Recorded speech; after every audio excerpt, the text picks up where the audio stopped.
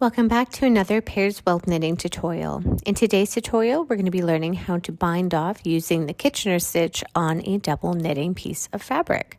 We've knit this up already in another video if you want to go check that out. This also serves for the side tabs of the plug and play slipover.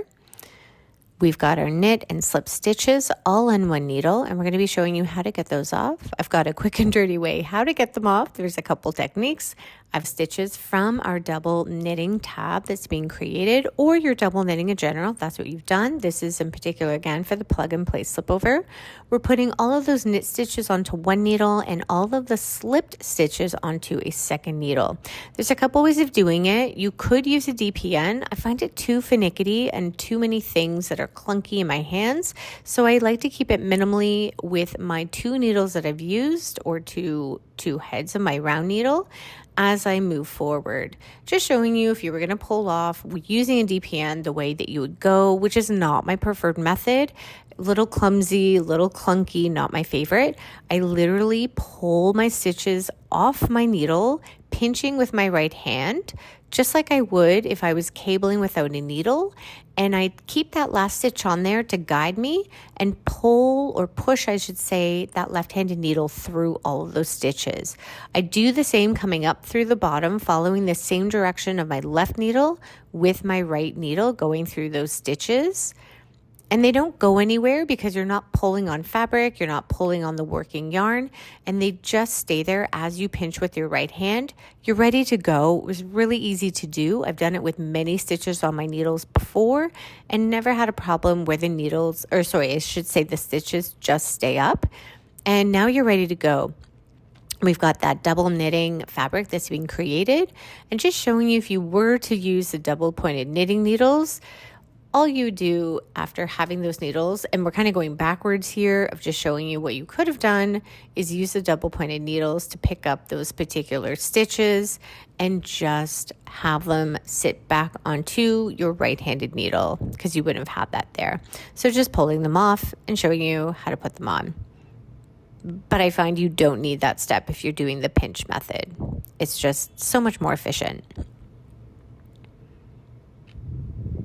And this is as well how I do all of my cabling. I don't use a cable needle. I just pinch with my right hand. Those needles that go perhaps out of order. So same thing with this, with the double knitting. All right, we've got the right stitches on the right needles. Needles are facing in the same direction, and we are ready to Kitchener bind off. This is going to create a really clean bind off with our double knitting. All right, we've got those stitches separated out, making sure we have equal amount of stitches on both needles. We're going to be calling them now front and back needle with those stitches. We have our working yarn that is in the back already. We're going to have to cut or break that yarn so that we can start to sew with it for our finish. We're just going to break with our hands here, but feel free to cut it. This distance or length of yarn should be about 4 times the length of your fabric. We're going to be threading on the tapestry needle. And then we're going to be doing a setup row, or I should say a setup group of stitches before we start to do our Kitchener bind off. So if you've done a sock before that's cuff to toe, this might look familiar, or an I-cord bind off, this also might look familiar. So we're going to be taking this tapestry needle and we're going to be working the stitch as if to purl. So we're bringing that tapestry needle through in the purl direction, but leaving the stitch on that front needle. And on the back needle of the first stitch, we're going to be bringing the yarn and tapestry needle through in the knit position. We're leaving them on the needle because that's our setup row, or setup stitches, I should say. We're going to be now going back to the front needle, and we're going to be bringing my tapestry needle with yarn through the first stitch in the knit position, and we're pulling it off the needle. We're taking the needle now on the second stitch of the first needle, and we're pulling it through in a purl position. And we're going to give it a nice little tug. just to create some tension. So the fabric is going to bind off really nicely and fresh. We're taking the first stitch of the back needle, bringing the tapestry needle through to purl in that motion. And the second stitch is a knit. We're leaving the second stitch on. We've pulled the first stitch off, and that is our sequence. Back to the first stitch of the front needle, going through to knit and pulling that off.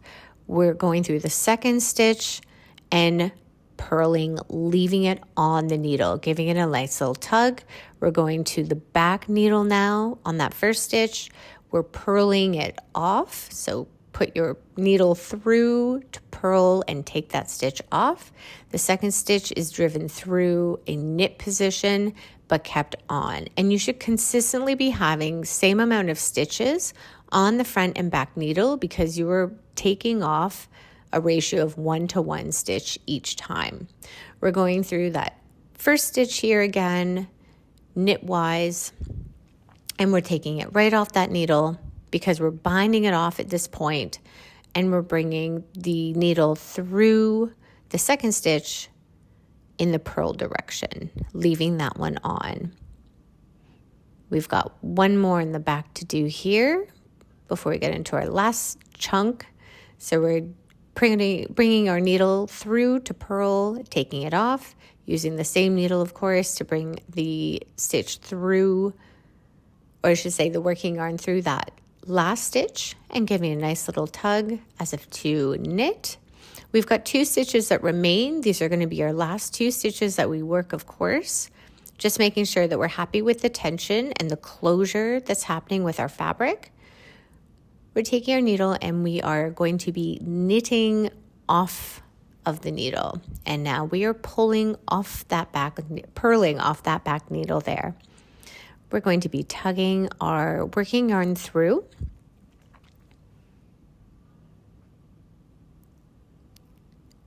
And that immediately closes the knot of our last stitch.